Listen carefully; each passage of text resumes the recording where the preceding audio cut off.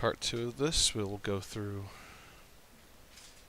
a couple different bosses and see how quickly we can clear the game. So hold tight.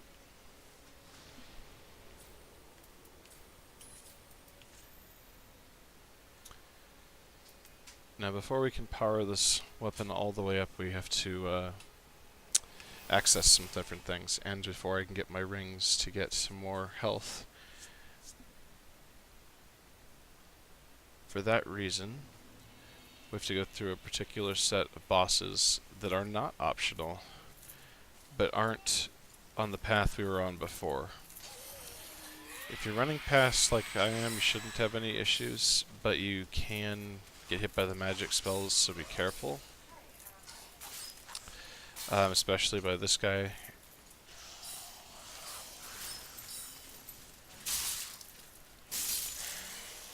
He'll often peek around this corner and shoot you in the back after.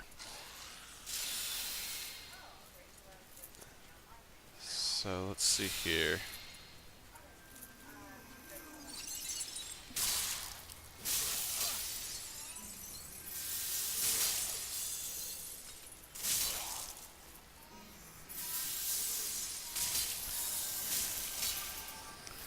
So close. Now for this guy, if you one hit, you gotta be careful of all his spells. Everything's potentially dangerous.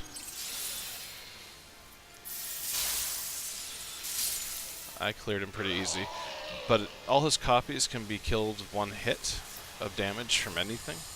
So any quick attacks you have, throwing weapons, a quick punch, would be just as effective at clearing the boss.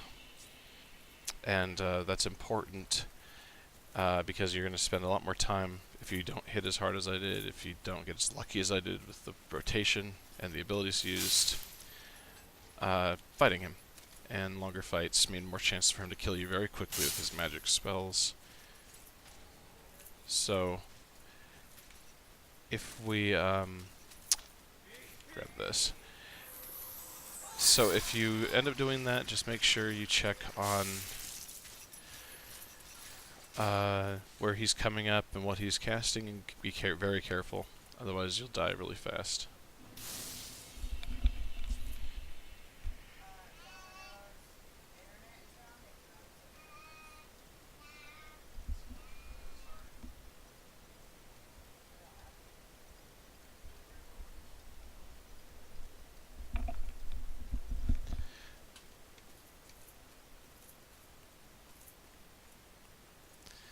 If you go up ahead and fight the guy up ahead before you kill this guy, he will sneak up on you.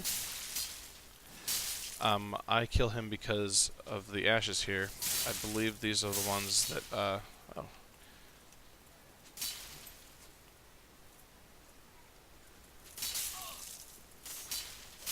Wow.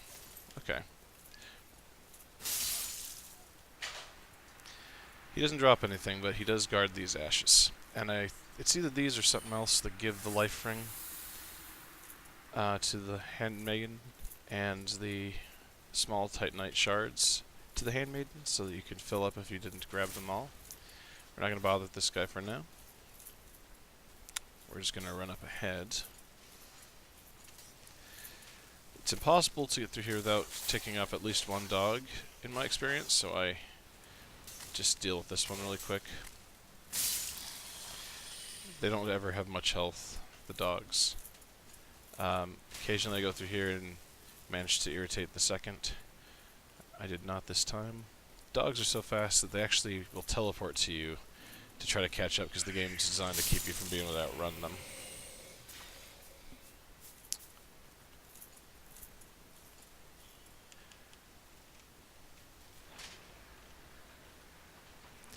Now before we invest too far and heavily, even though I've got a few levels in souls, we're going to quickly trigger this bonfire first, so that we can port back here. Talk to this guy. As soon as you talk to him and say yes to his question, you get teleported to the DLC. We will be abusing a tiny bit of the DLC, but less than people would think. I tend to do the DLC right after I get the fully upgraded weapon and dancer. I will not be doing that for the walkthrough, since I'm going to kill all the bosses anyways, and from a more normal perspective. Plus the DLC bosses require a great deal more practice. We'll be back here a little later. Actually, there's one part I can do usually pretty safely. So just remember this. If you want to access the first section of the DLC with minimal difficulty,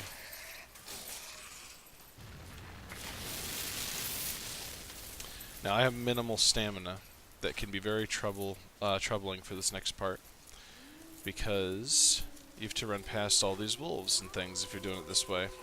Again, not the recommended method, especially if you're just kind of starting off. I highly recommend you do what you can to fight everything a little more even-paced. But other than the long way around, going up the hill like I just did and then down through the valley and divot, you can run up here and drop through this hole. There's also a cave entrance on that side, and that's right to a bonfire.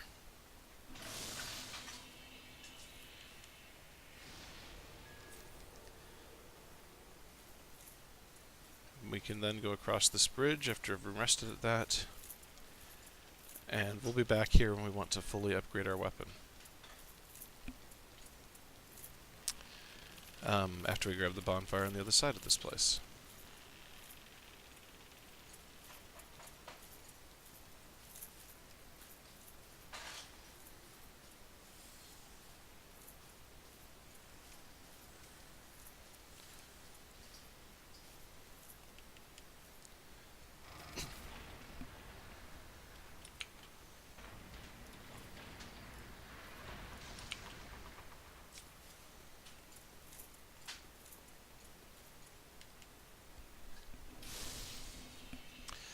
Now we go back to the cathedral.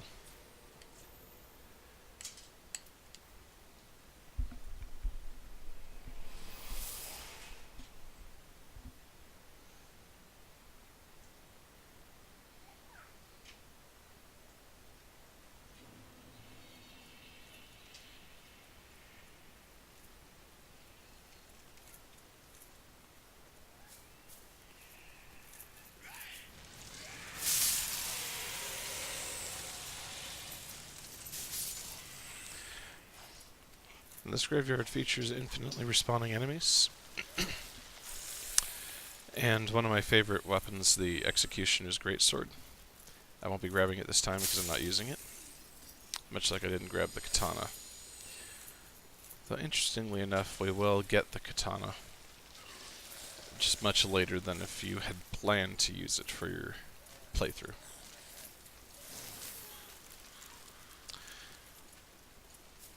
Now, it may not seem like it, but if you pay really close attention, you can see the giant from here, I believe.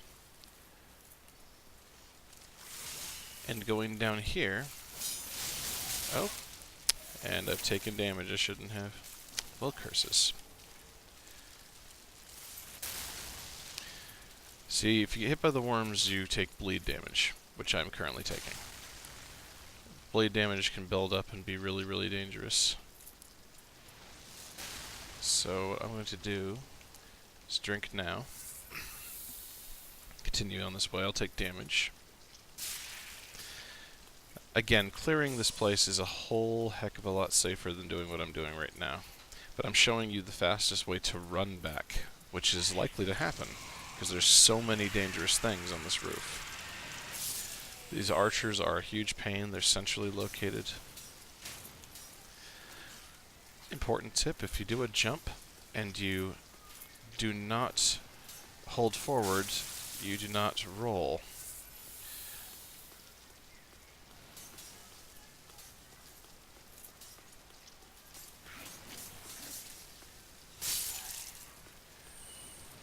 And that's important for not rolling off the edge over there. If you do this, you guarantee no one's going to drop down on you if you backtrack too far with the next part. Under this ledge is an extremely dangerous enemy. I have enough to damage him and kill him in one hit, but you may need to do more. If you do do not hesitate to back up the stairs and fight them up top. Also really dangerous are these.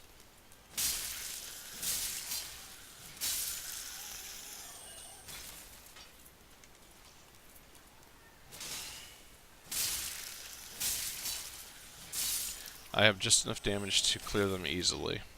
Ooh.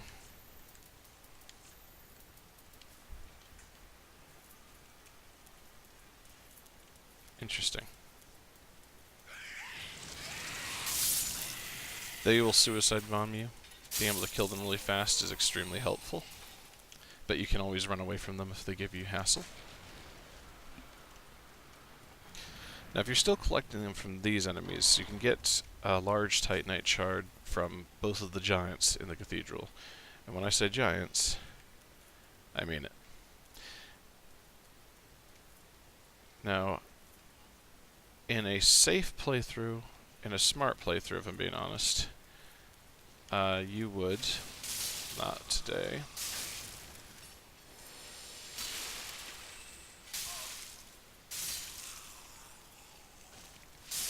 man, I just let them hit me and hit me. There's a shortcut right here. I'm only going to unlock it because it's going to be a very, very slightly lengthened playthrough to prevent a massively lengthened playthrough if I screw up. And this is really helpful if you're new, because going back through that top part of the cathedral is a wild pain. But this unlocks a shortcut directly to the bonfire I started this run at. Additionally, I'm going to be taking a shortcut here in a second to the second. A shortcut to the shortcut. Absolutely. Now, I didn't sit at that bonfire, but I'm not that worried about it. As soon as you start running here, the giant attacks. Oh. And we have experienced the glitch. So, we're actually going to... If you experience a glitch where you can't run through there, it's as if the path is blocked by fallen rubble. The only real way to fix it is to reload the game. It's a very rare glitch, you probably won't experience it. But it happened, so here we go. You should restart right where you're at too, so it's not exactly devastating. And now you can see it's gone. So, by running over here, and grab that, Lord's Sword Ring is really good for a lot of things. And now I can fight the giant. This is my shortcut. You can see his health isn't that extreme, but he does have a couple very dangerous moves, like that one. I barely dodged. And you are slowed by the sludge.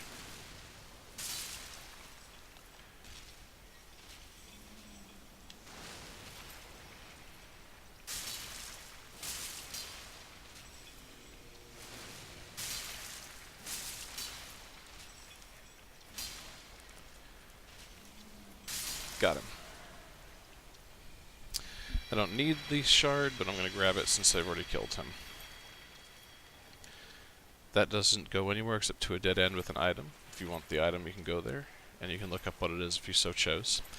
By jumping down here, I bypass the right side of this church, cathedral. The underside, anyways. Now this little guy has a Zweihander, which makes him very dangerous. Kill him quickly. And if you're embered, you'll get an invader here. So I should see one. Just a moment. For that reason, among others, I'm going to go straight to this second shortcut.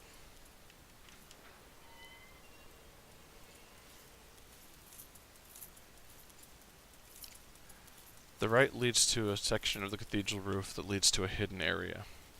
Can be extremely valuable.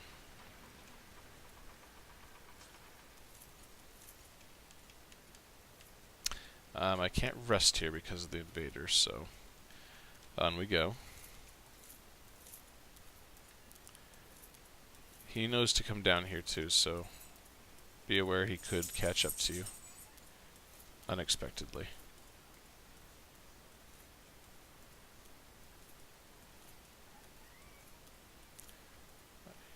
There he goes. His armor hurts if you roll through it. If you kill him here, you have the opportunity to get his armor in just a little bit.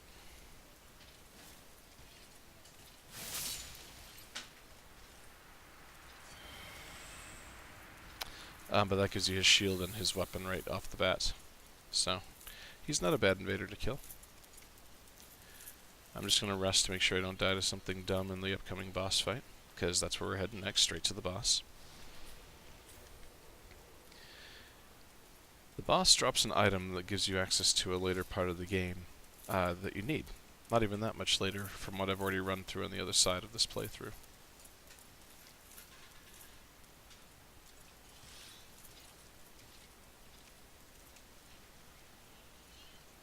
Now, this giant... Oh yeah, that's right, I just slept. I forgot. So he came back. Should have been ready for that off the wall. My mistake. Be careful of respawning enemies, especially hidden ones. There's a lot of interesting armor out here I don't care much about. Oh my gosh, that was terrible timing. Stunned by a small attack and then hit by a giant. You'll notice Worm Magoo here. And now we're pretty much home free. Now I'm going to quickly equip this. It'll make fighting these Deacons a lot easier, because that is the next fight, the Deacons of the Deep. Either shortcut, you can come back here fairly quick, though. Obviously the one that I went through second is better. The sword ring makes me do more damage when I'm at full health. I'm not currently, but I don't really need to be, because my weapon is a little OP for these guys at this point. Multiple ways to fight these guys. And I forgot to equip something, so I'm going to quickly come over here and equip these, which you got from the dogs in one of the earlier areas.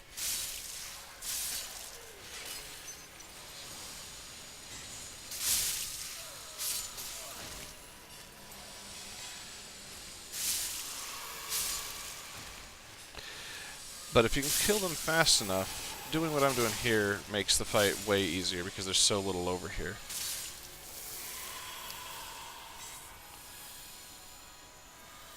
Alright.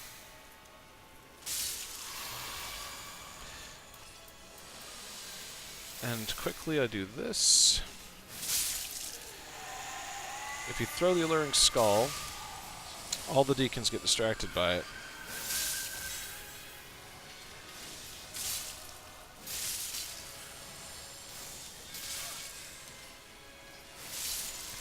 You can throw more than one, of course, and that keeps them from attacking you while you kill the bishop after he pops.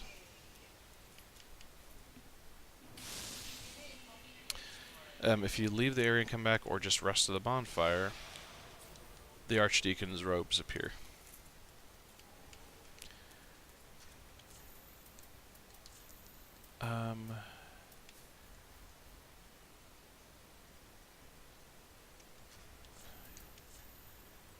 Do I need to be messing with this? Not even a little bit, but I can't help myself right now.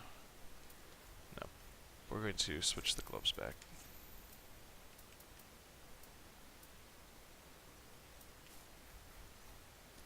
There we go.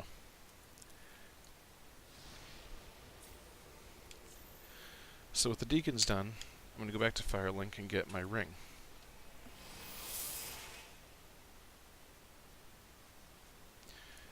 And I'll show you a couple secrets.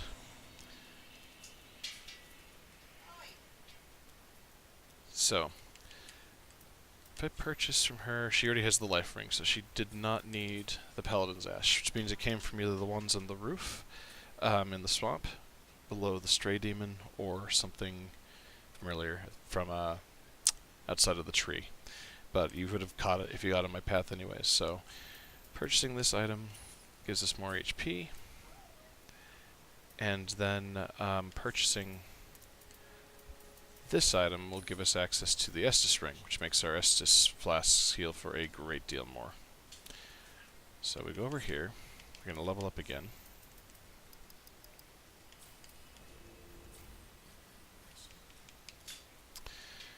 And after we get what we're going to grab now, we will bother with a little bit more in the way of souls. Actually, we can proceed to... Oh, I could have leveled one more time. Why did I... Oh, no, I couldn't have. I'm misreading that. The only reason this fog's here is because we... Oh, the seed appeared because we were invaded. The only reason that fog appears is because it loads the Firelink Shrine really fast to try to make it easy for players that need to level up and are only making a brief visit. It does break a little immersion, though. It drives people crazy. If you've done certain things already in the game, you'll be locked in this tower if you go up this elevator shaft. At the top of it, there is a secret item. If you make a very risky jump over here, you can get the Firekeeper robes for an outfit.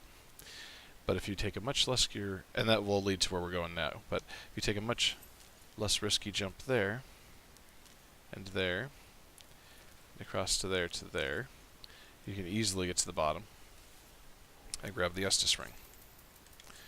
At which point I feel much stronger, and I don't feel the need for my snake ring anymore. 1 second.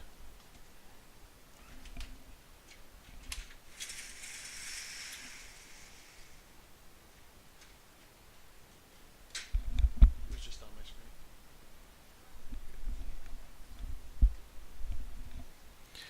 Okay.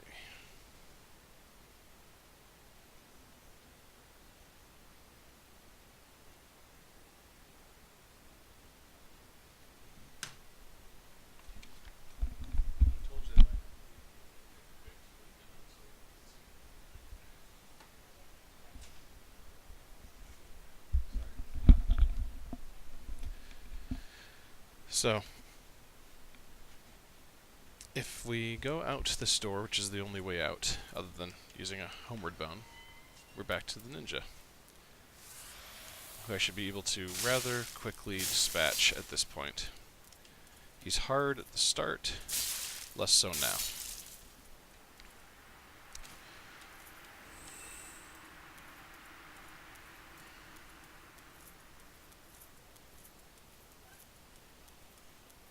Grabbing that shield triggers the guys up top. They're not a threat, of course.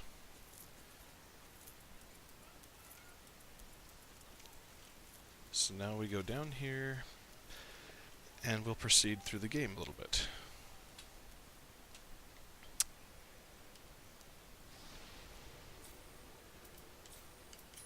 I think I got another Estus shard too, but I'm not going to bother with it since I've got plenty for what I do at this time. But now we can go back to the Fahrenkeep perimeter and go straight to another boss. A much more difficult boss than the Deacons in general, especially if you're new to the game, because it's so fast and hard hitting.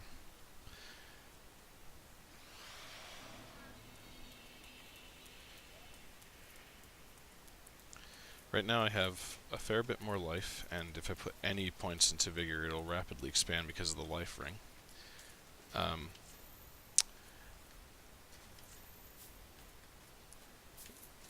Briefly show you what's on this path. There's hidden grooves. They don't stand a chance. Not so hidden grooves.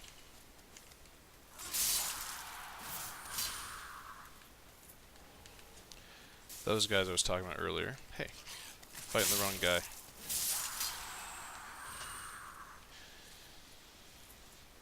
And the shield one up here.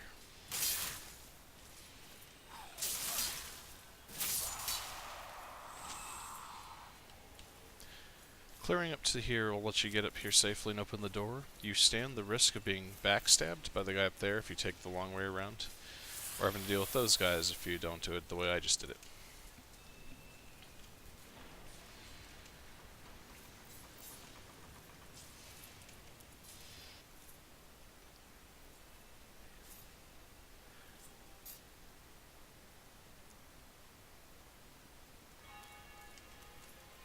If he starts with this charge, stay calm, and you can get a quick and easy backstab.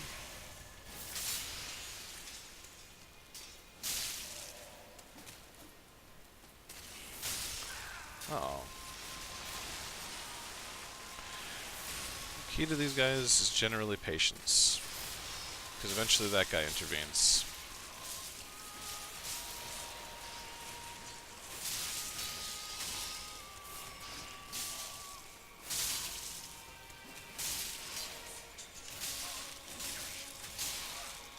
Wow, that was a nice combo. Phase 2. Only one of them takes damage to go to Phase 2. Phase 2 is a lot more dodging from one enemy, but he is way more dangerous.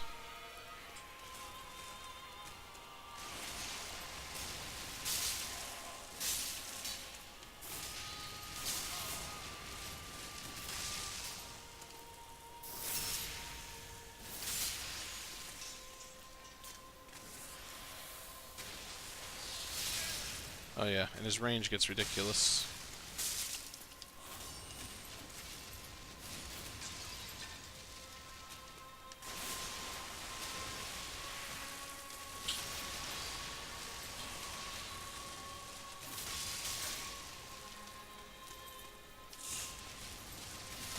You can see that the outside, the guys are still fighting.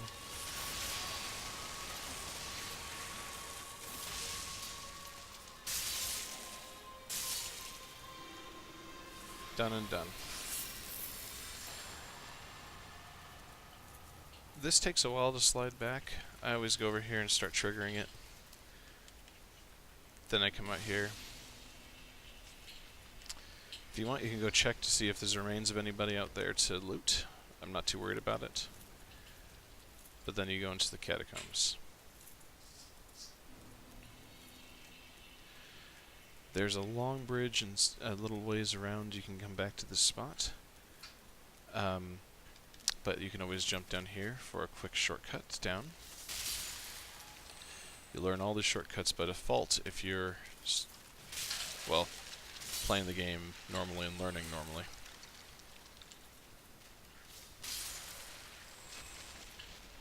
If you came from the top to start with, you'd probably get hit by that, though you can stand safe at the sides. And it's a skeleton ball, so don't get fooled. They pull themselves back up. It's actually held together by this magician, so if you kill him, it can't proceed, it can't continue anymore. That's important, because it'll come back, break, and give you a bone shard. If you fail to kill him right away, he runs off down this hall, which can be dangerous if you're trying to fight things in it. There are a lot of fun things to explore here. I recommend you do so. You'll see too much of this place if you're farming for certain items. I'm not going into that. That's a nightmare in its own. If you do what I just did, you will trigger the fight by accident, like a fool. And now you have to deal with this guy. And all the rats.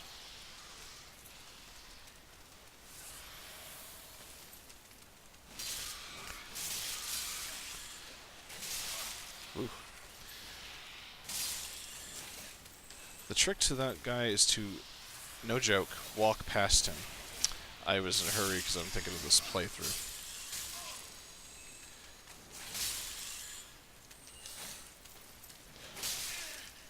Okay. Unfortunately for him, but fortunately for him, if their eyes are glowing and they don't give you souls, they're not done.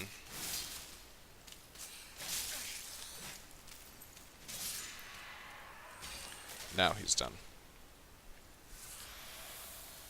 So don't be a fool like I was and do that. You kind of have to deal with this one. You can run past it, but it's on the way. This one does not have the white glowing eyes, so it will not respawn.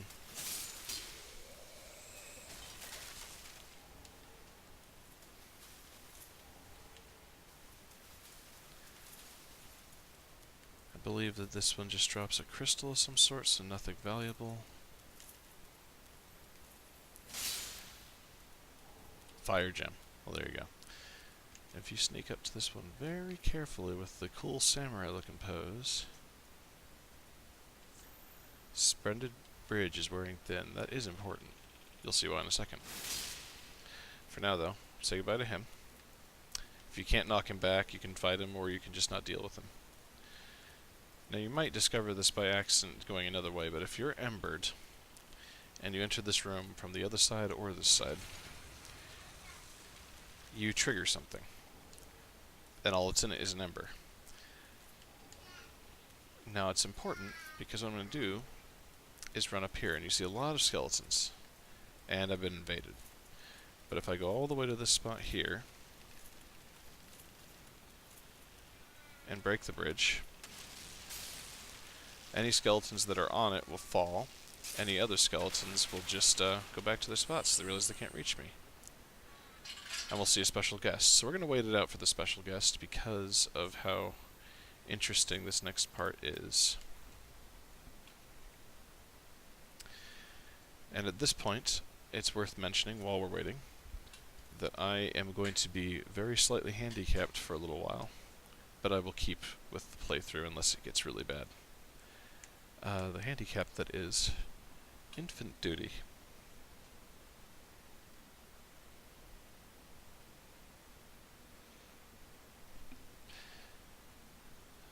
This guy walks up to this ledge here, and he will occasionally bug out, and that can be really inconvenient for timing, but he will just keep trying there. Eventually he'll get to a spot and he'll backtrack, and he's designed a path all the way to this boss that I'm right in front of. But he often fails, because if the bridge is broken, it's pretty obvious watching him that they forgot to program his AI for that scenario. So observe.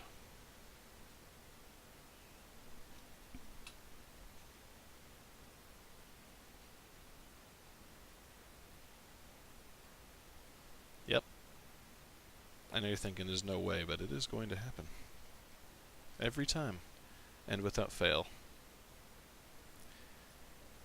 And for us, 9,000 souls, an emote, and the Night Slayer ring.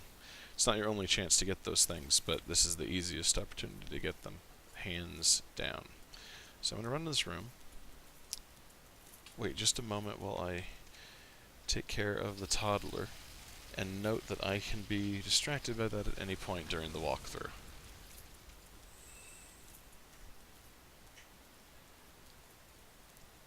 Alright.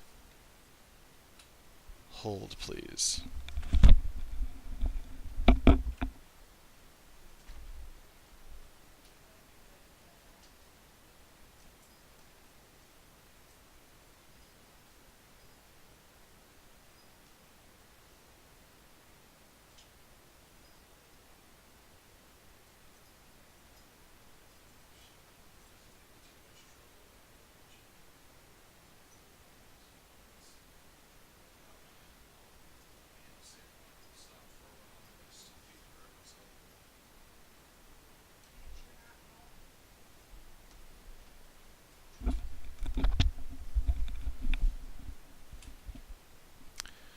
Okay, so we trigger the boss.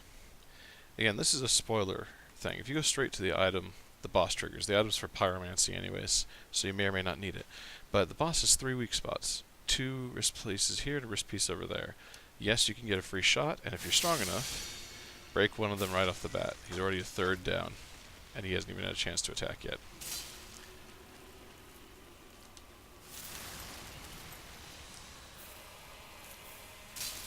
That was a terrible shot.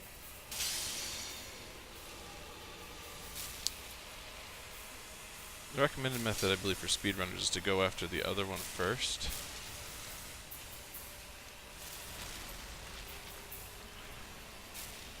You don't want to go into the fog at any point, and if you breathe fog, you want to run away. It's not worth it.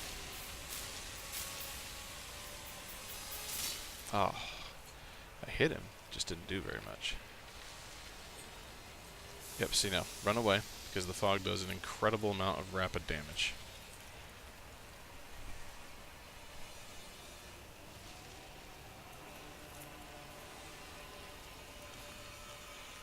If I'm lucky, I can get his arm right now. Not close enough. Misjudged the spot.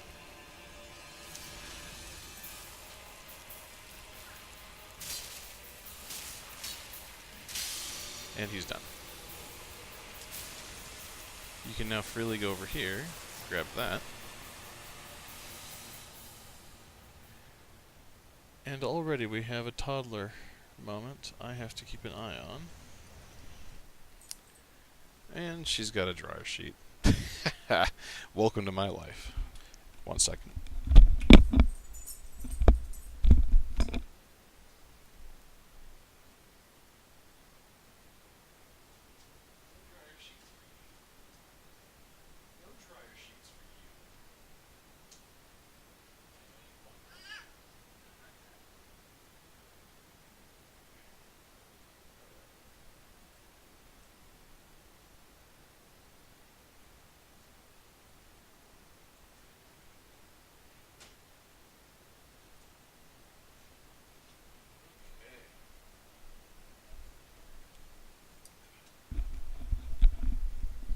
Say hello to the people, Charlie Rose.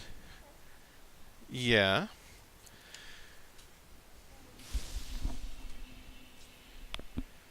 Yes, she will. She will be static free. Thank you, game. Okay. Now we're going to go through a section that's very dangerous to have a toddler grabbing your mouse and controller. But I have her in my lap, so we'll see what happens.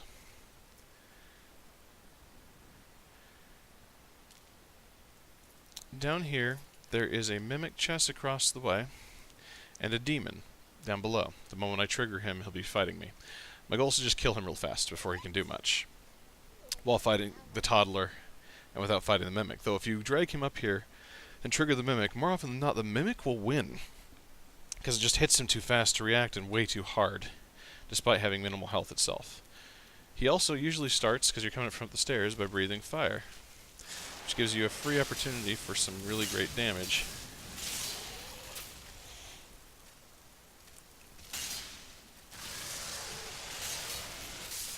Ooh.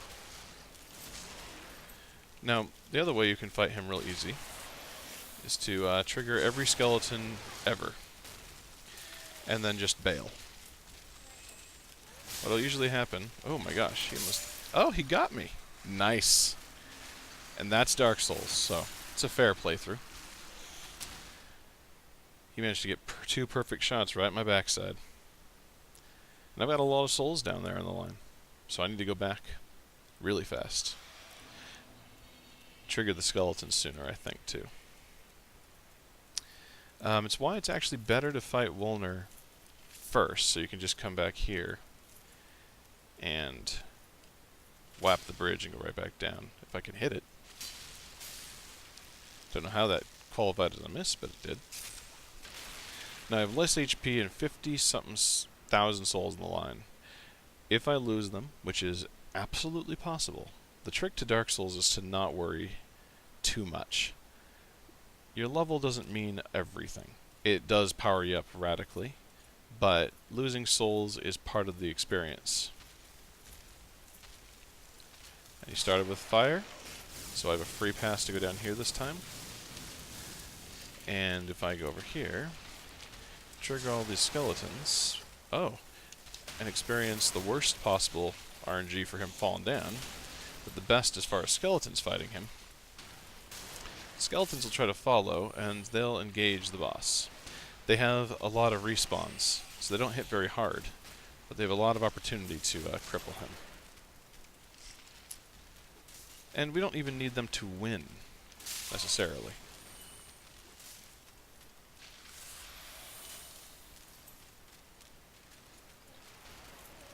There's another skeleton down. He may have already won. Didn't really expect that, if I'm being honest. And I'm fighting Toddler aggro as well. Oh, this could be interesting. I want his souls, so I really don't want to give up fighting him. There's another skeleton down.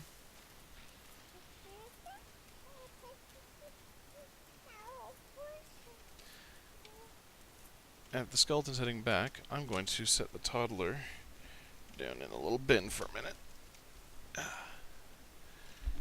Get her away.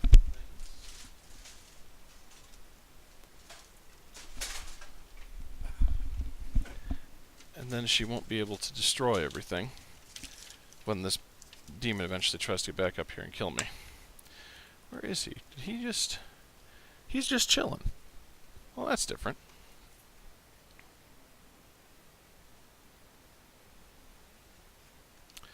Well, I don't have forever.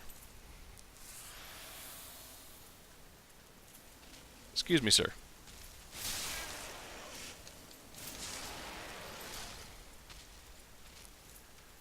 Dun dun dun dun. What's that? It's a dumb idea to go up and fight the demon? Yes. Because apparently I'm terrible at him. Also stubborn. And he's also stuck. My recommendation is to not count on that, but to enjoy it if it occurs. Leaving just this one skeleton with no HP to fight me. 65,000 souls in the line. Now I'm going to rest at the bonfire. Now if you're going through a normal run and collecting, and I will a little bit here, it's a good cause, because it'll make the dancer even easier for my walkthrough. But, we have a very specific objective. Grab all these little white spots. Don't get killed by that. It'll fire 3 bolts. You'll hear it fire the bolts. And then you'll run around and grab this. It'll fire again. We're not going up to the giant death worm right now. If you can keep your camera pointed at it, you can see exactly where the bolts are. You can also memorize the timing, because they, as soon as you hear them fire, fire in exactly the same speed and and timing, and they can't break through this particular tree, or any of the trees for that matter. There'll be a secret fight in here if you've done certain quest lines and storylines, but there's also a Titanite chunk, and whatever this first one drops, I believe it's Twinkling Titanite. Interesting. So, they both drop upgrade material of a decent caliber. It is very possible for them to run through the walls and glitch, at which point they'll fall to their death, at which point you'll get the items. The right guy has bug pellets with lightning resist, which can help against the worm technically, but I've never needed. But here's another couple large shards. Again, for a standard playthrough, it's useful to know all these large shard locations, like the 2 giants in the church, so you can get early level ups of your weapon, or quick level ups of your weapon, without the need to do what I will do by skipping through the dancer. The toddler has pulled off a long sock. It's actually very impressive. If I had a second camera rolling in her, you might find her more interesting than my playthrough, because it's amazing what she's able to do at any given moment. Oh. So, we've grabbed all the white lootables on this lake. The next goal is to come to this spot. You can go past the worm and up a stair and into the ruins, or you can go right here. If you land on that upper platform, you don't take damage. There is, I think, a lizard with a special crystal at the end of the hall that I don't need for this playthrough. There's this guy here, who hits really decently hard if he can hit you. In there's 2 grooves hidden to the right and left, and a pyromancy tome. I'll go to small shard. Unfortunately, we're done with those. Going to this ruins serves more than just large shard capability. Eventually you can get to the ballista and turn it off. There are a lot of incredible cool items in here and places to be. It's a creative ruin, and it's actually a throwback to an impossibly stupid area from the first game. And when I say stupid, I mean a really awesome, poorly designed gameplay-wise. This one is much better designed gameplay-wise, and really awesome, combining the best things from it without keeping the really stupid ones. Now, if you grab this and don't roll away in time, and I may not, you get nabbed by that thing. Oops, I could die. Nope, not dead yet. Lots of fire damage, and I've got minimal health, remember. Because I've upgraded that not at all. If you go all the way up to here, I've grabbed now an Estus shard and a bone shard, both of which are valuable. You can get all the way up here.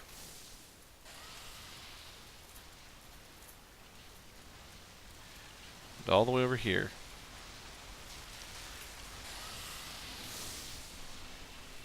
Now we're going to go do something very specific, but we're not going to fight the boss of this area yet. It's another optional boss. And I hate him, so I'm going to brutalize him. Pay close attention to the worm, by the way, and notice its entire innards are filled with corpses. Just corpses. Right now it seems completely unaware of me, but it'll be aware of being hit in a second. The spear, the bolt thrower up there cannot hit me while standing here or over behind that little ledge. But it can hit the worm. If it does hit the worm. There we go. I've never seen him glitch out like this, but it's kind of nice because you can get a really good view of him. He's essentially all massive bones and goop. Just gory, corpsey goop inside, including his mouthpiece. And he shoots lightning, and he's massive. He only ever spins around in this one spot, almost like he's tethered to the ground in his heart, but he's not. You can see his tail if he spins. It's just a hurdle more than anything else. This is the easiest way to kill the worm, obviously. You can fight it, you can get behind it, and then just whack it whenever it pops up. I could run up and do that now, but I risk the spears. I don't feel like the spears right now. He drops two very important things. The first is a bone shard, one of the 10. The second is a lightning stake spell, if you're a miracle user. Which again, I wish were more awesome. I'm not saying they're completely worthless if you build very specifically into high end game. There are some miracles that are extremely valuable. Oh, I blew it. I just want the Shield of Want. I think this is another large shard.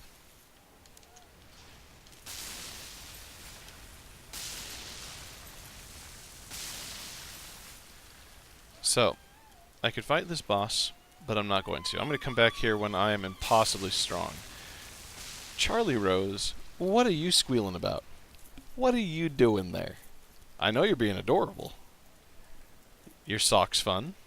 You trying to figure out how to put them on your arms? Don't give me that smile. I see what you're trying to do.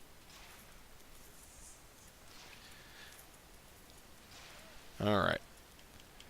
Rest of the bonfire. Back to Firelink Shrine. Now, if I timed this all correctly, as far as my levels and souls and all that, I shouldn't need to go any further in the game to go to the Dancer and start leveling up this weapon like some crazy man. How many of those large shards did I get? 10.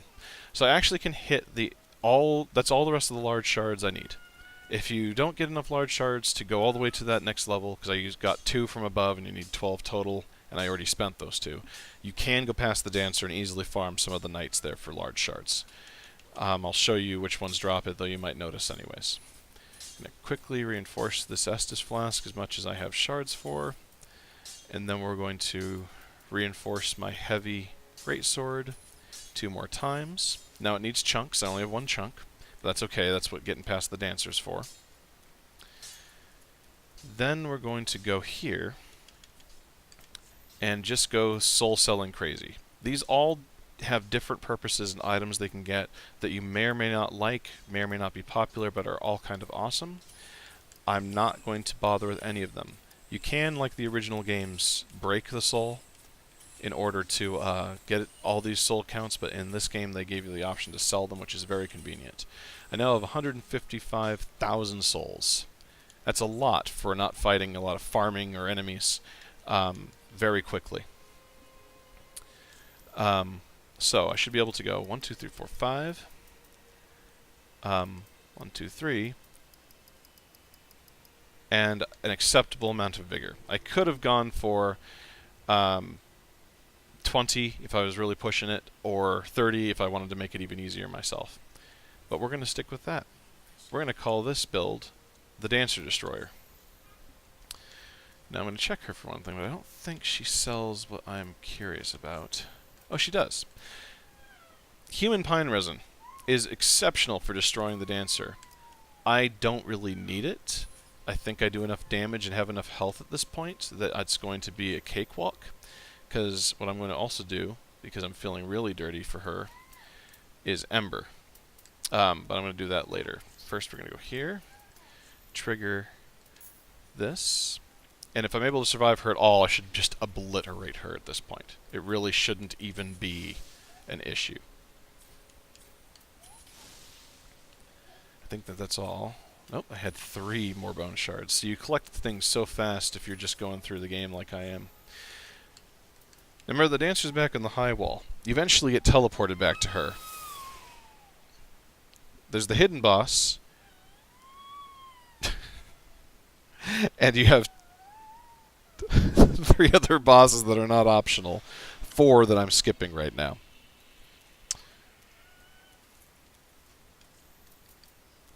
And I think that's everything, because that's, yeah, not even important.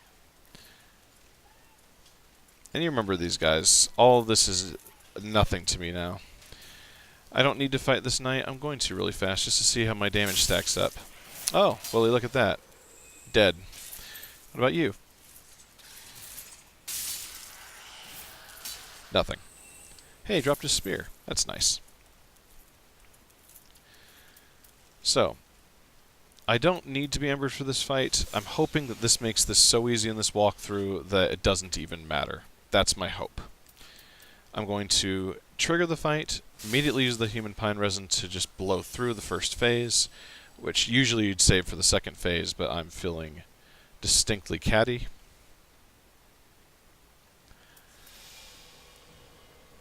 And hopefully I hit her for a stupid amount of damage for this boss. Oh, nice. She got a hit off on me.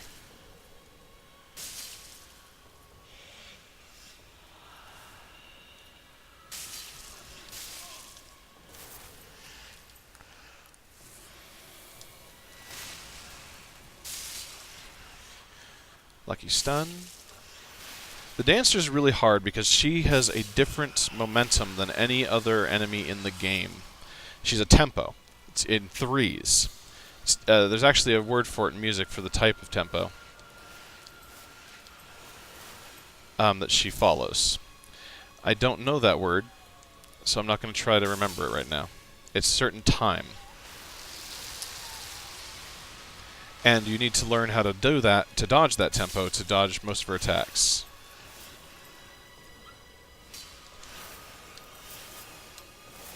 See, like that. It's all delayed and crazy.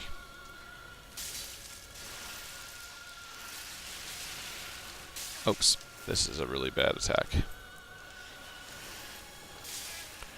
Oop, I could die. She made a mistake. Okay, what's she gonna do now?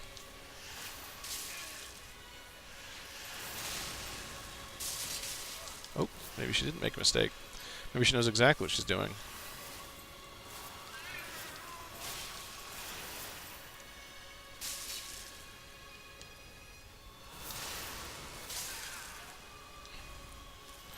I'm playing super careful, and I'm still getting hit a ton. Shows how much practice I've had.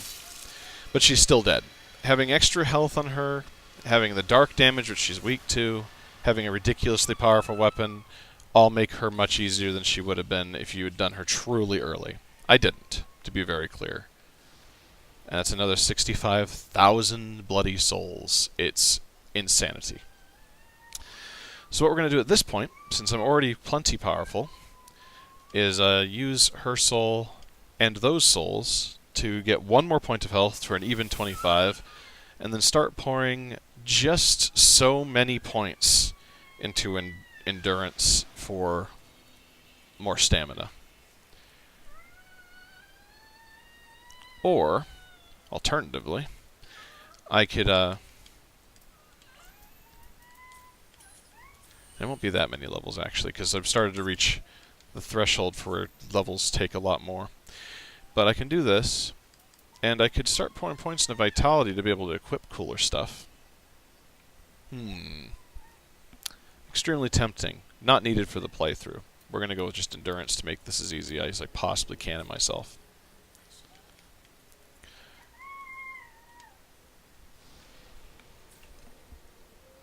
So back to the dancer, and we'll proceed with the playthrough.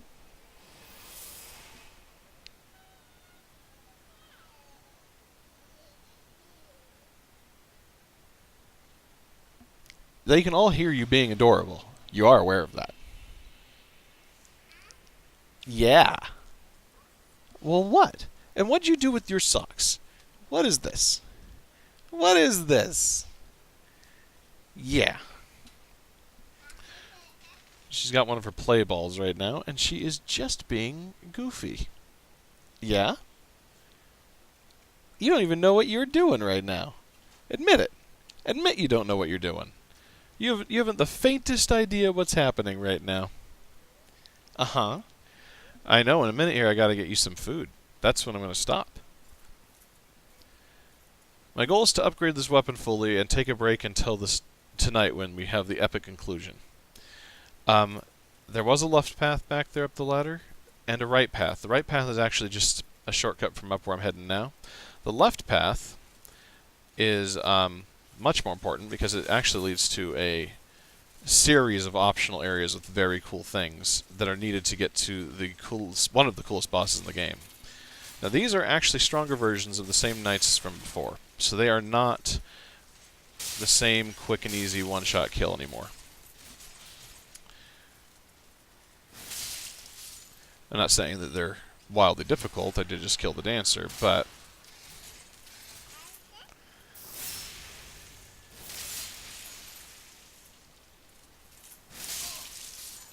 there we go.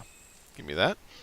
See, they drop large shards really, really readily. If you haven't gotten all you need, and you fought the dancer with a little weaker weapon, that's fine, because you can come back to them for large shards.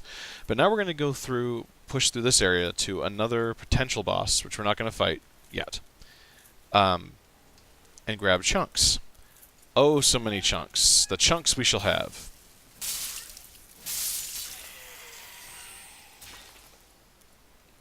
This area requires a little bit more explanation for a walkthrough. If you do this later in the game, that's totally fine, but all of what I say will still be relevant because of how dangerous everything here tends to be.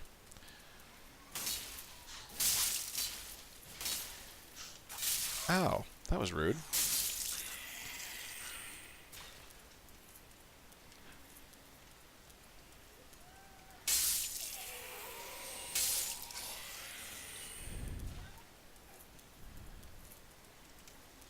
How much did I get?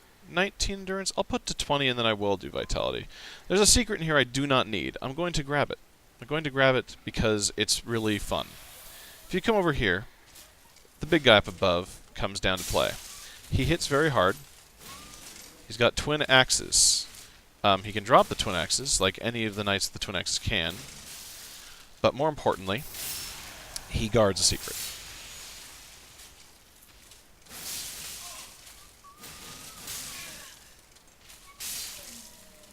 And I'm just strong enough at this point. Oh, I got his twin axes. Neat. I think they're strength weapons. What are they required? Probably a lot of dex. They might be quality weapons. Only one more dex. I know I can't use them efficiently. Let's just take a look at them. Regular, like, large axe. The right click's still that. I bet the left is... And I bet their weapon art's just spiraling like crazy. Yep. I bet if I did... Oh, I know how you're supposed to keep spinning. I think you do the weapon art and then just hold down the strong attack. Yep. Alright. Neat. They're kind of fun. I'm not a fan of most of the twin weapons in this game. But that's not even the secret, obviously. You come up here, this is a false wall. And if you go up here, there's a picture of the fully winged knights and all of their armor. It's very heavy and very strong. The Sacred Bloom Shield, I forget what it does, I'm not going to bother looking it up now. And a quick jump back down to the stairs from this spot. So, back to this in the actual walkthrough. When you come up these stairs, these guys shoot nuclear arrows. I'm not even really joking. They also have a friend with a big axe.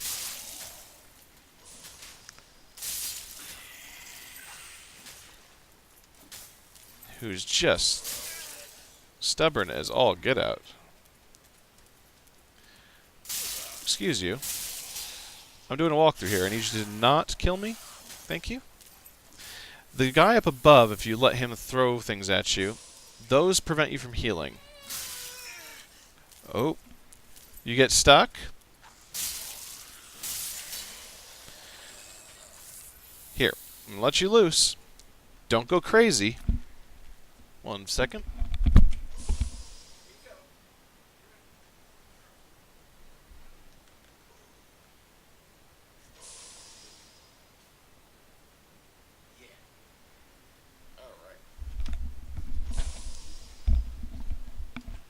She's on the loose. My clock is ticking. Oh, curses. See, now I'm smoky and I can't heal.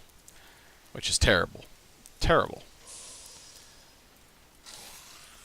Especially since that guy with the halberd is very, very dangerous. But if I guide him all the way over here...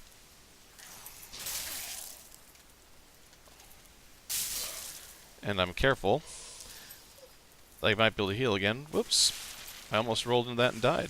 That would have been embarrassing.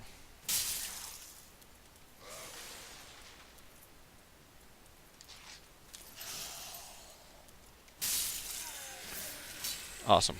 And I can heal again. You can get your revenge on the guy up top, but I'm not going to bother for a lot of reasons. I'm just here for... more smoke. Oh, that's just a soul. The chunks that are over here. Now, the knights have a small chance of dropping the chunks, so you could go farm them if you really wanted to. She's got the remote. She's going to reprogram my TV, I know it right now. But it will entertain her just long enough to finish this section of the playthrough. So we're going to go with it. Come through here, grab this bonfire. Feel free to rest at this bonfire now. Rest won't happen for a while if you do what I'm doing, for a very specific reason.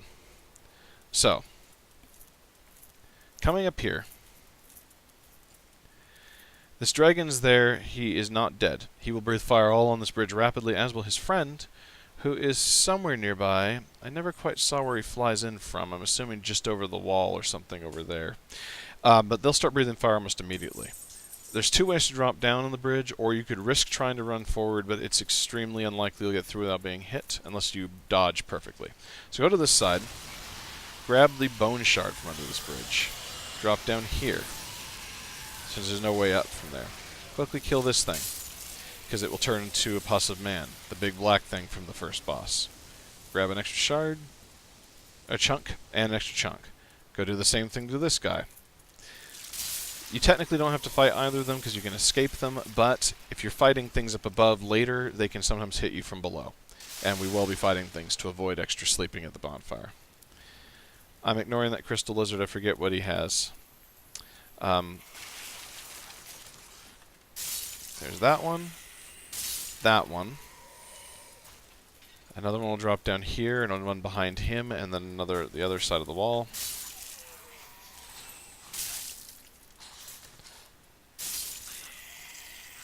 And see, there's another one over there. You can fight another ring knight with the halberd up there and get to the guy that was originally throwing smoke at you if you want. Revenge. It also has like a nice bow and arrow sniper kind of combo. Do not rest at the bonfire because you want the pus of man to stay defeated below. Come over here, drop down here instead. There is another chunk. We should have quite a few now. Yep, 8. 7 if you hadn't gone to the Smoldering Lake yet, which is possible, depending on when you decide to do this. Now we've got our nuclear sniper, a guy dropping smoke from above, a halberd, and behind him, very close behind him, someone wielding an axe. So I like to lead these guys back here a little bit away from the sniper, so that he's not involved. And then I like to try to get by and kill him before the axe guy becomes involved. Him dead. I feel much more comfortable running past to the archer if needed. and I do. And then I can fight him here, away from Smokeman.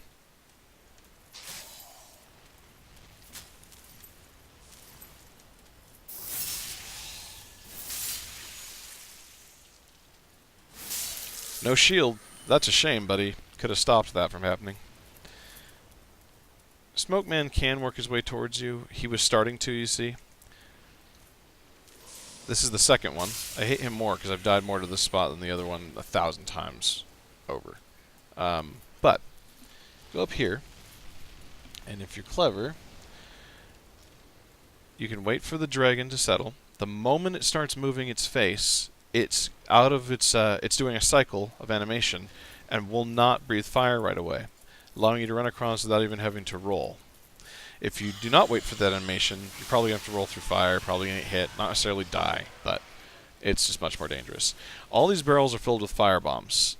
That's bad. You don't want that. And there's a guy still checking them from above. He will hit me if I stay here. Good. I don't mind getting hit as long as everything else dies.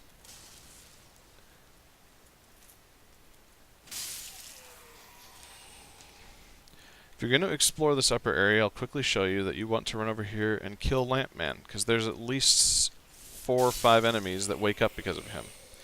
There's some item there I don't need for this playthrough. The chest back there is a mimic. Be aware of that. Nothing else will fight you in the upper area if you ignore it. This is needed to progress. You can open the gate and now run up the stairs. But the dragons are still a problem, obviously, and you don't want to have to deal with them every time, so what you do is you come over here to where these 3 guys are.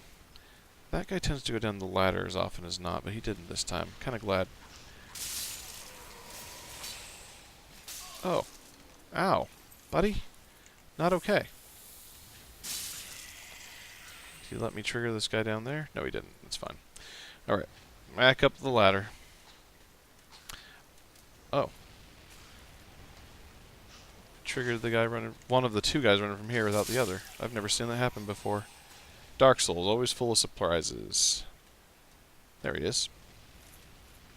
Peace. So now we're at the Dragon's Paw. You can see it's infested by the pus of man. It's not even really alive anymore. So if I hit it enough, it'll prompt it to come out. It can only go so far, unlike the other ones, because it's stuck to the dragon leg. It does have a couple very dangerous things you should know about, though. I'm going to now take the opportunity to equip the fire bombs for their intended purpose in my playthrough. If you get close to it, it can attack pretty far range. It'll also, in a second here, I'm trying to show you, spit. If it spits, here we go, that goop not only hurts, it causes curse, which everyone who plays Dark Souls, even in this one where it just kills and doesn't do anything else, knows is the worst. Hit it with a fireball, hit it a couple times, try to escape without getting hit. I did not succeed there, but you get the idea. Back up, wait till he's completely settled through another attack, otherwise the firebomb won't stun him again. Conveniently use the spit attack, so I know I don't have to worry about that for a second. Run up, repeat. If he's not dead, you can throw a couple more firebombs at him real fast to finish him off. He does not like it. He won't stun, but it doesn't really matter. He drops a large Titanite shard more often than not, but just killing him nets you 2 embers and 2 chunks. If you're keeping count, without the Smoldering Lake one, I'm now at 9. 10.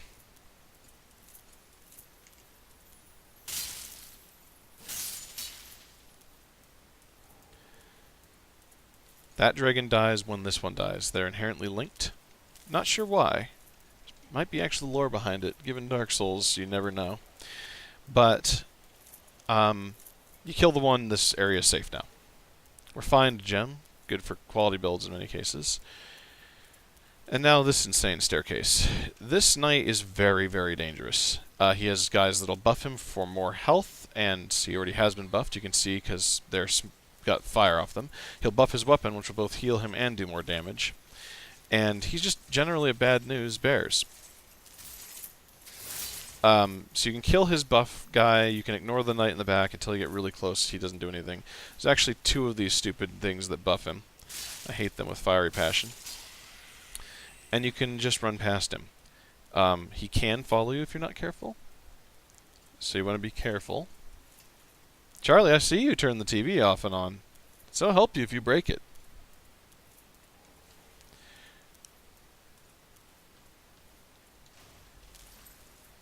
And I think we're at 10, right. So, you can go up there and grab that one at the ladder just behind this tree.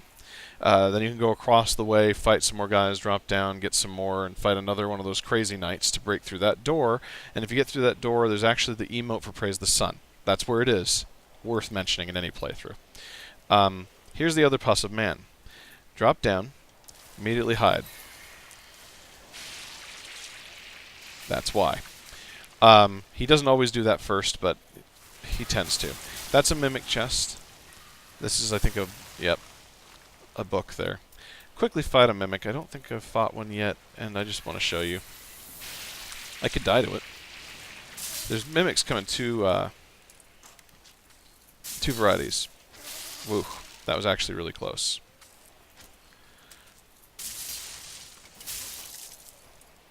Come on. Do your little craziness. If he grabs me, I'm not necessarily dead, but I could be dead pretty easy. Oh, I have one of my old viewers watching. I'm doing a walkthrough for Dark Souls 3, just to kind of give people an idea of how I play through it for fun. Baby is the thermometer. I'll have to go deal with that in a second. But first, real fast, if you run past him, he can't hit you from here. You'll note you can hit him. It's absolute cheese. I don't think you're supposed to be able to go into the Dragon Corpse. If this doesn't work, you can fight him just like you fought the other one. Though I don't know why it wouldn't work for you. It works for me every time. I'm assuming it's actually in the game's programming and messed up, and they forgot to add collision to the dragon. It's like the other one, he drops a large Titanite shard and 2 chunks. That's my preferred method.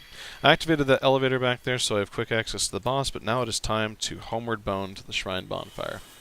And now I gotta get the infant. So I will be back in just a second to finish this off for the upgrade section.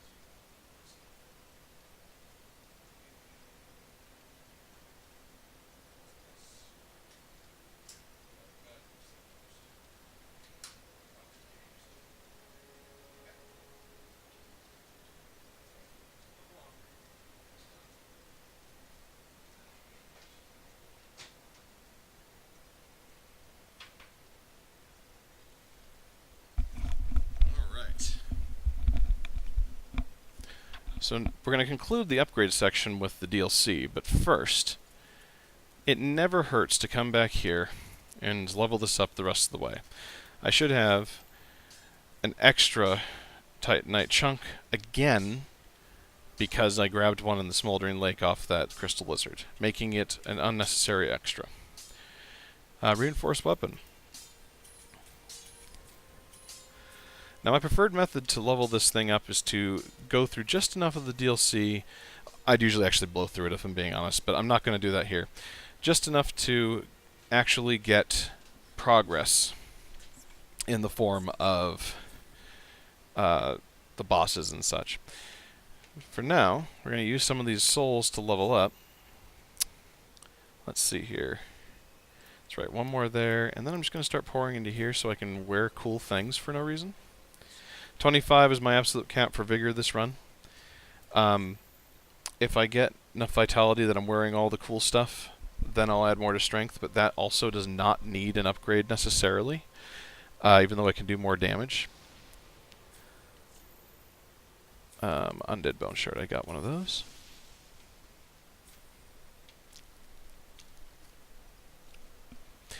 And then travel to the painting. Straight to the chapel, if you've unlocked it this far and followed me. We're not quite done with firebombs. We have one other area we need them. One other area where we need them.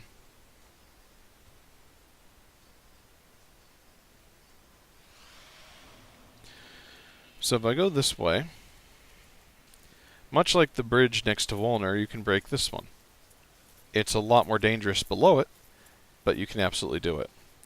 Over by that red stuff on the higher ledge you cannot get to without climbing that ladder from below is a Titanite slab, the final piece for an upgrade.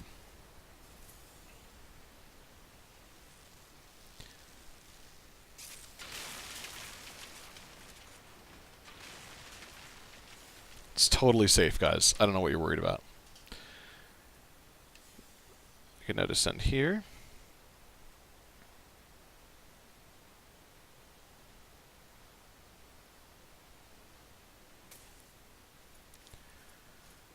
And over to here.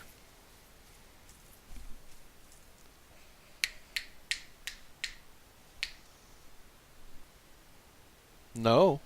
Get down. You got plenty to play with.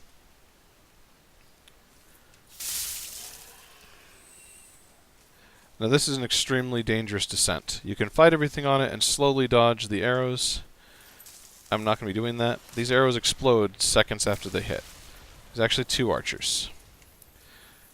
You don't need to fight that lizard. It'll run off the edge. If you come to this spot here, you can drop down very carefully. You have to keep rolling, though, because you're going to keep dodging arrows. And you're going to keep taking fall damage from dodging arrows. And if you miss a roll, that's what will happen. And you can easily be knocked off the tree and fall to your death. He just landed. That's very dangerous. But if you roll off the tree perfectly and get to the bottom, or practice getting off it, or take the safer routes down it by going the long ways around and killing things as you go, you'll eventually reach this bottom anyways. From this bonfire down here, we can get to one of the DLC's 2 bosses. At least the first DLC's 2 bosses. And I'm considering doing this even further out of order and actually going through this DLC to really mess with the game's order for this walkthrough. Show you just what you can do. For now,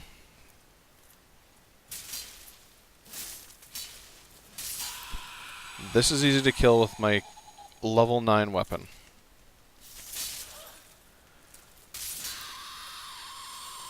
That one's really easy to kill with the level 9 weapon.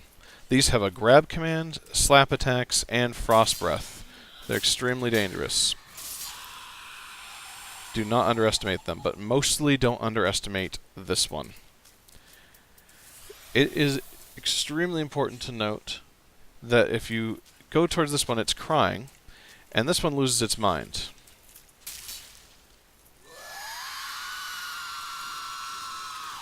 This one is in absolute mourning for something.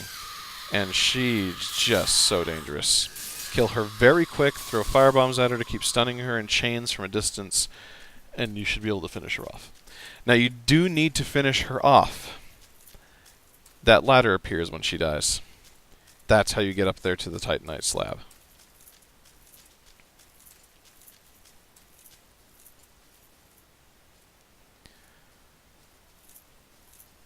Yoink. And it's a long, boring climb.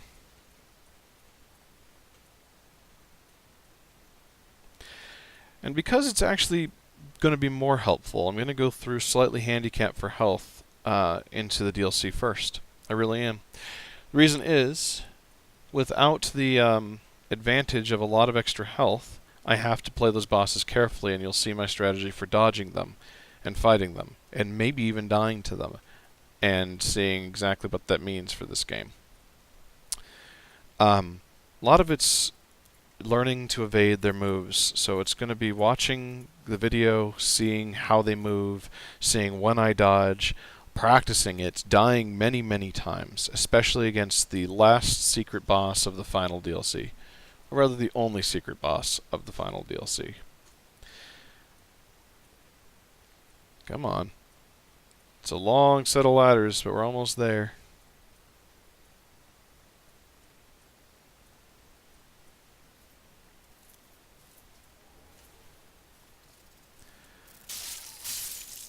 I hate bugs.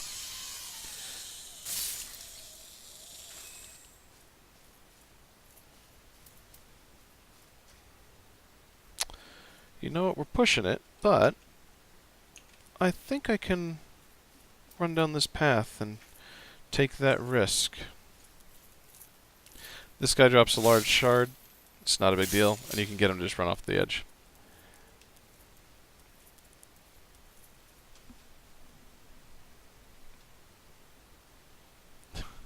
She's stealing stuff. She's crazy. There's a guy with a sword to the left. The guy breathes fire that you saw initially. They can't follow you down the slide.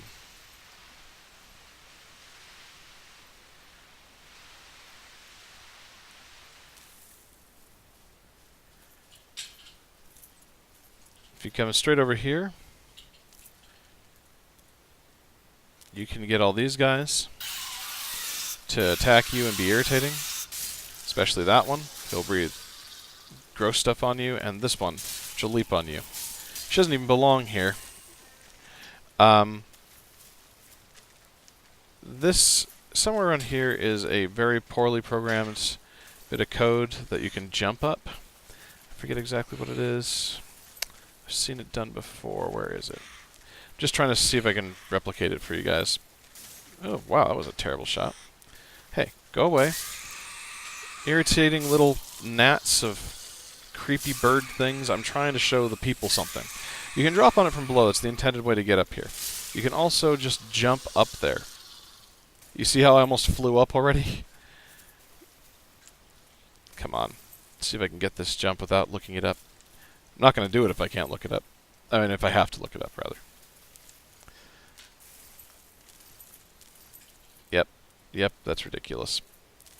So, Crow Quills is a fun kind of agility or quality weapon, depending on how you do it. There's another guy to the left. Don't be scared of him. They all look dead. None of them are. And now something that kills many, many people, and might kill me now, because I'm going to fight it. This thing hits for truckloads of damage, and a lot of things really fast. See? He can also drop on your head, which I'm going to not let him do.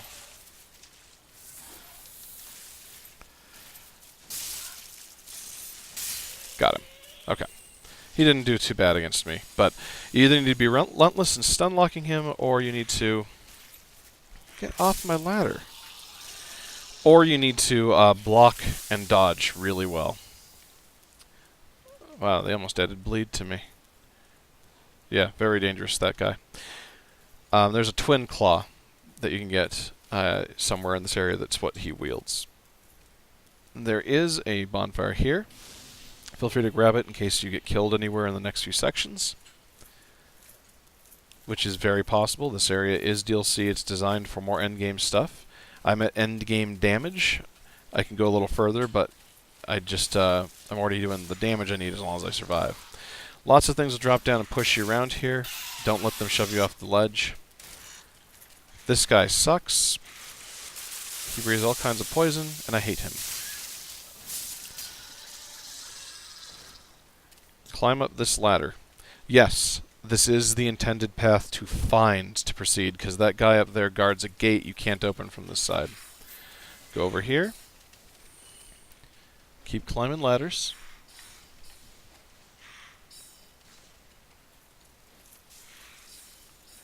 Run across here. Chase the blue lizard at your peril. You can see just barely, just under my sword, the Guardian is another one of those things from the bridge.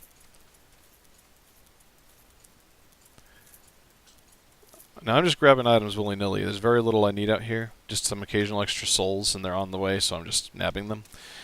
In the church, there are two very dangerous enemies and some items. Now I've opened the shortcut. And that guy there is very dangerous, but also, much like the other one, easily fightable. He has the item that we already grabbed from cheating our way up into that rock. Two ways to fight the guy in here. You can lead him back to the cliff and shove him off or trick him off, or you can just fight him, as I'm going to. He hits very hard, he heals a ton. He has that black sword.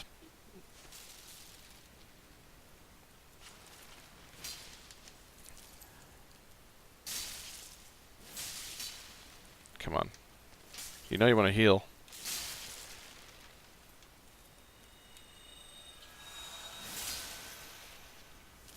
He's stuck against that wall, so I couldn't backstab him. That was actually really frustrating. Damn it, he got his heal off.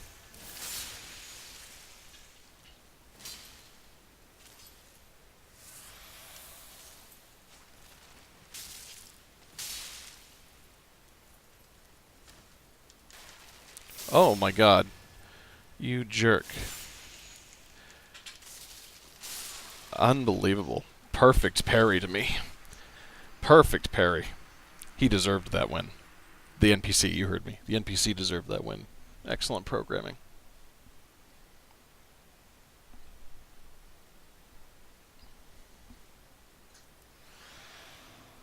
Never assume victory in Dark Souls. Speedrunners die and have to repeat runs all the time. Yes, there are people that have done it without being hit and stuff, but I think those people are both brilliant and insane. Oops, that was not what I wanted to target. I wanted to target this thing so that I could do it without failing right away.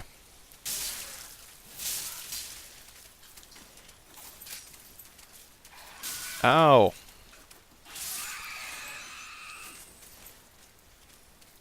Come on. Oh, I wasn't at the gate. I thought I was. It keeps targeting these side enemies that I don't care about.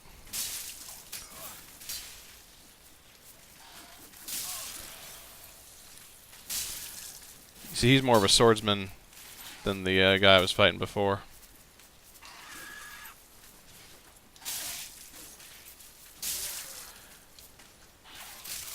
Oh my gosh. Come on. There's all my healing on you if I have to. I'm not going to get past this without showing I can kill you. You jerk. Does he drop those items? No, he just drops a shard. If that.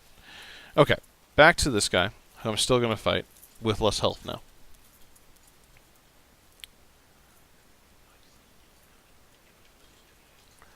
This is why people cheese him, though, because he is very hard.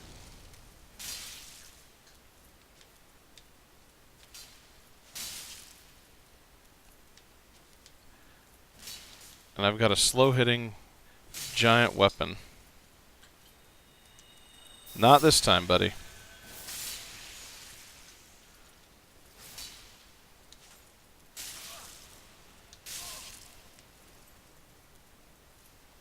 Fine. We'll heal up. I'll play that game.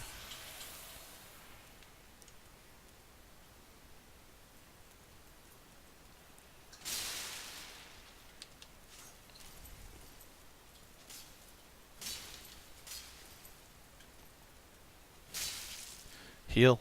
Come on, you know you want to. Your buff ran out, buddy.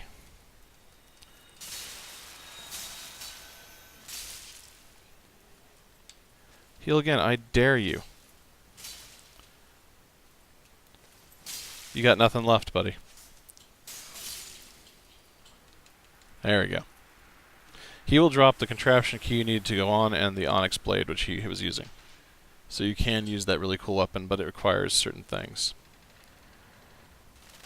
Contraption key used, books destroyed, ladder down. Important NPC to the left on the table. Moving past her. There are so many shortcuts here. Because this is in a walk through nature, and because this area is so difficult, I'm going to grab them even though I usually run past all of them. The first one you get is to open that door. It's not much of a shortcut, but it's a shortcut nonetheless. The second one is a little bit more hazardous to get to.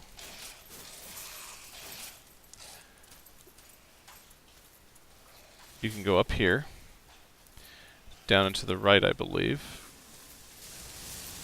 Oops, nope, that's not the right area. I could die now. Whoops. So you can go up here, down and to the right, I believe. There we go. Fight this guy if you want, or just run past him. Now be very careful. These trees are a bit buggy. I've seen people fly off just doing the fell tree movement. That is now a shortcut, as long as you actually run across it and trigger the elevator so you can activate it from the room below. Basically, you run from the bonfire through the little door onto this elevator and back up this tree, and you're where you were at before. There's another tree way up ahead that you can get to even further that path down, or rather back up if you die or screw up really badly. Just keep running, just keep running. I hate these wolves. Nope, not dealing with you. Don't have time. There's another one here. Get a little stamina back. You'll notice that one of the things I always do is stop whenever I'm not immediately being hit by something to try to get some stamina back. That's very important. Now I need to delay this guy just long enough to fire an arrow so I can get past him and get down here. The wolves will keep following me, but now I've got the second shortcut. My worst case scenario is already handled. Go into here, which is underneath the church, believe it or not. You have two options now. I'm going to opt for the second one. You can homeward bone if you get to a safe spot as soon as you've triggered this next thing. Dung pie, just showing you it's useless, it's a trap. So, I drink up to stay alive, enable the cutscene here so that they can't hurt me for a second.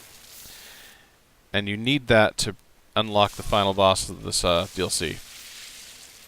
These guys add bleed damage, there's lots of them, they trigger in all kinds of crazy ways, and they're just generally dangerous. They have grab commands. I often homeward bone here and just warp to the church. This will not be the case at this time.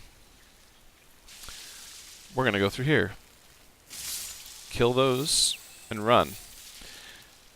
With that thing triggered, you can go all the way over here,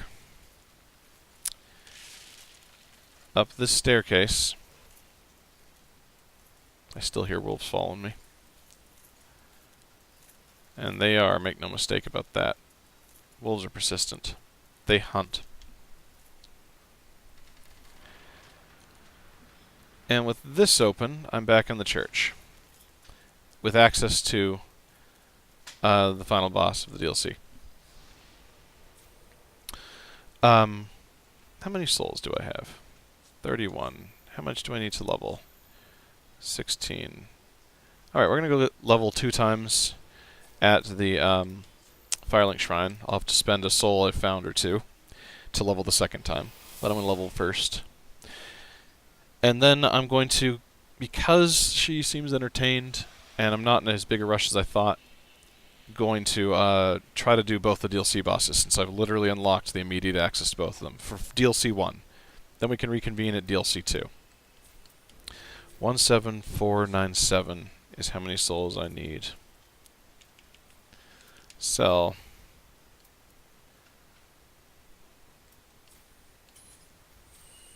Perfect amount of souls. That's extremely lucky. Level up.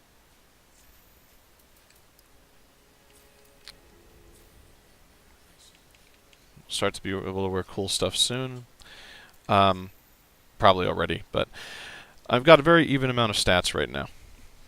Not the highest possible damage, but not nothing by any stretch of the imagination. Lots of ways to heal. The chapel leads to the final boss of the DLC. The depths of the painting is where the hidden optional boss of the DLC is. I say optional because technically you don't need to kill it to finish the DLC. I consider no boss is truly optional because, well, they're all, well, the bosses are the fun part to me. You're not here to kill the bosses, then why bother? And I'm making some of them really easy by doing this the way I am. Powering up my weapon to +10 before I even go through the end of the first part of the game. I haven't even entered the second half of the vanilla game for information. For your information. Now, here's a guy with 3 wolves himself with a crazy weapon that you get if you beat him. It's not a great weapon, in my opinion, but it has... You can really throw off people if you're doing PvP, I'm assuming. He also has a gimmick. Basically, his weapon lets him shield and attack at the same time without using a rapier and shield combo. The actual weapon is a dual weapon with that ability.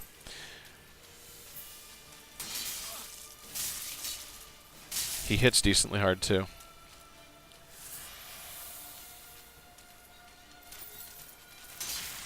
See, that stupid lion attack. I hate you so much. As soon as he gets to half health, the second part of the fight begins, and then I have seconds to finish him off if I am able to, before I have to deal with him and another enemy. A very dangerous enemy. Nope, we gotta deal with both of them, and the wolf is actually easier to kill. You'll see he does that charge twice. You gotta dodge it twice.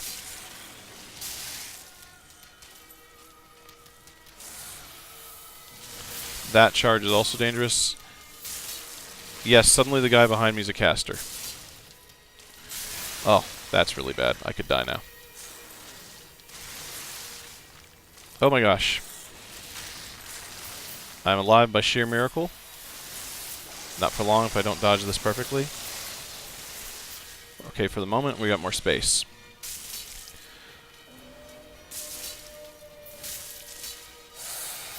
Oh, that was bad. That was really bad.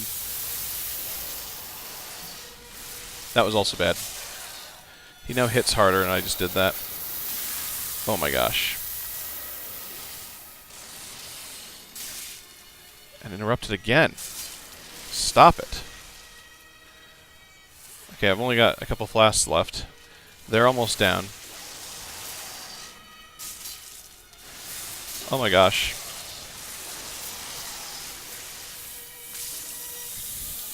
Don't get hit. Don't get hit. Okay. Now, I have no healing left, and he's all that's left. I hate this boss fight. It's not fun double teaming because of the nature of how the boss goes. Come on. I'm going to bait you. Done. And that boss is down.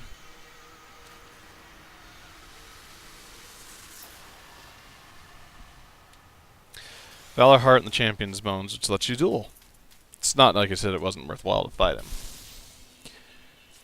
We're going to quickly go back and level again, just because I don't want to lose my souls at this point, and I'm starting to get paranoid as I'm doing a walkthrough.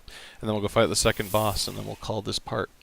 The next part will finish the whole game, because it's basically a series of sprints and bosses.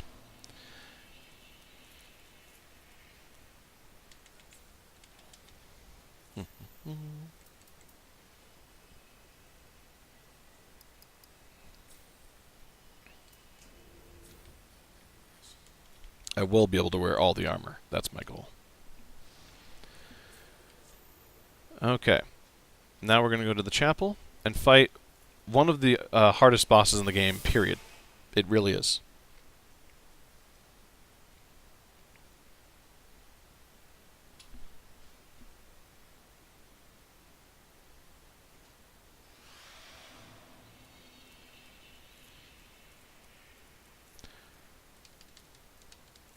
Wish me luck, folks. Can't afford to die too many times, or really at all, because I got a toddler to take care of after this. The rest of this playthrough will occur after her bedtime. Phase 1. Really wide attacks, and she hits really hard.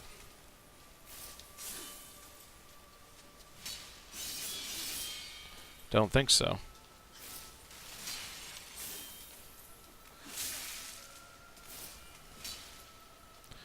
Come on.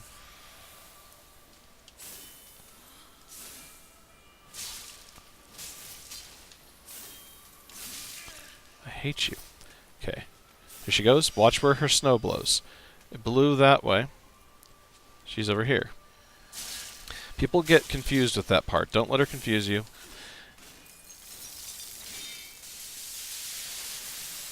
I shouldn't be drinking this much right now. I should be conserving. Wow. Or I could just die to her. I mean, that's possible. In phase 1. Okay, where is she? See, we actually got close enough that we could see her jump twice. She has a really dangerous move she does after that part. Phase 1 done. Phase 2 is arguably the hardest one. Or no, I say arguably, because phase 3 gets crazy if you get hit. Now she's going to cast frost spells at me. He's going to keep charging like a maniac. More often than not, he's the easiest to hit. But he hits pretty hard. So don't get caught off guard. And don't get hit by the frostbite if you're going to deal with him.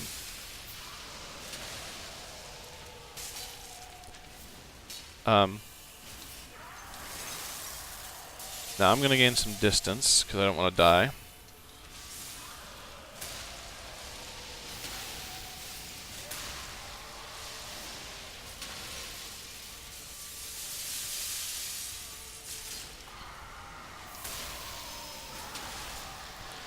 And she's going to start trying to heal him.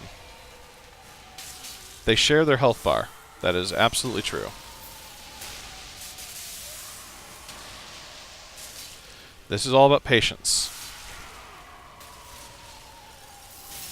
That's an extremely fortunate stun. And then... Oops, I missed. Don't overshoot just because you think you can finish him off, ever. That's my biggest bit of advice here. He will put himself in his position to do this. Two moves he didn't do is his big slam attack with a big fire AoE, and he did not do his flame reach breath thingy where he just cast flame. Do not be fooled. The fight is not over just because you got a Titanite slab out of it. She will now rise, and this is the part of the fight that is patience more than anything else. Because what you do is you endure her nonsense and get hits off whenever she gives you an opportunity, and only heal when she gives you an opportunity, and dodge crazy things like this. So there's an opportunity. Back off. You're going to have to learn how when you can dodge things. Oh, this is perfect. Okay. So she just landed over here. If you can get close to her, you can dodge this. You got to get used to where she lands. You can dodge that. She's hit me with nothing. And then she'll prepare for a stronger attack. And I can knock her back a little bit.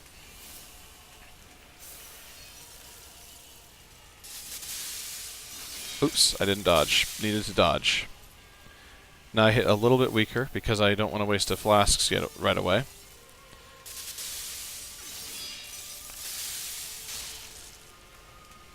It's very risky to roll through like that. Make no mistake. Do not let her pin you against a wall, no matter what you do. Do not overreach yourself. It's not worth dying, which you can easily do. She's got a black scythe, she's got a frost scythe. Ah, that was terrible.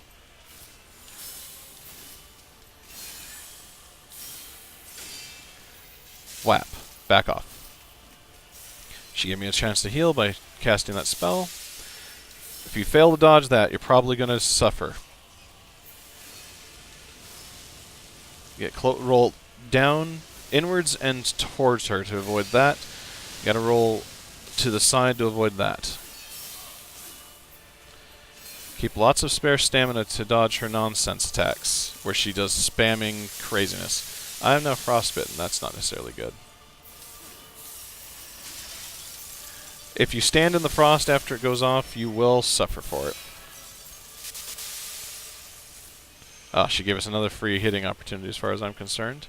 Landed right there, you can see barely the smoke. Go here. Go here. Just roll into her, give her opportunities to make it easy on you. See, I overstepped, and I just got punished. Okay, drink. Oop. And she changed her combo a little bit. Be very cautious. Always. I can easily still die here. Do not mistake any of this for flawless gameplay. This is not.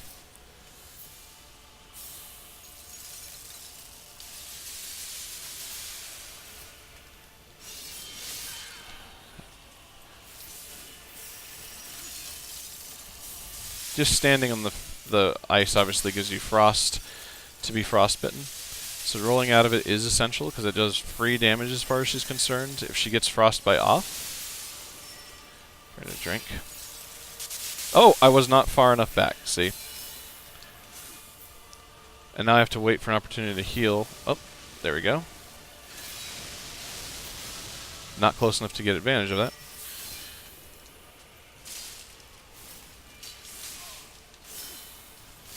Oh man, that's really bad. Very lucky. Okay, she went over here, I think. Yep. Oh, she went straight into that move. That's interesting. Oh, okay. No flasks left. Extremely close fight. You'd think I'd be better at it by this point in my experience in this game. But I am not, alas. I still came out victorious, but that's not the point. Trust me. So, one of the hardest bosses. It's dead.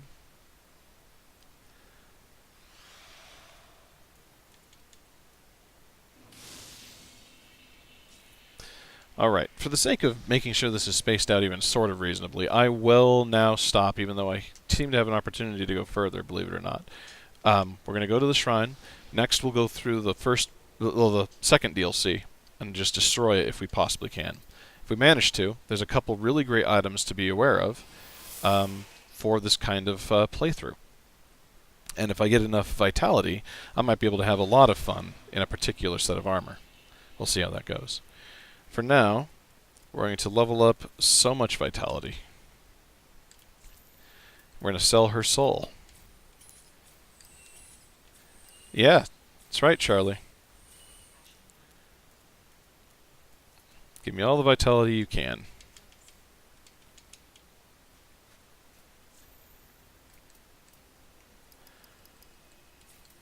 Perfect. Hardly, really, but that's not bad. Alright. I'm going to go straight to the Dreg Heap again and call it there. Thank you all for watching Part 2. In Part 3 we will conclude this adventure because as soon as the third DLC is done, it's a straight shot with way too much power for them to stop us. Hope you enjoyed. Catch you later.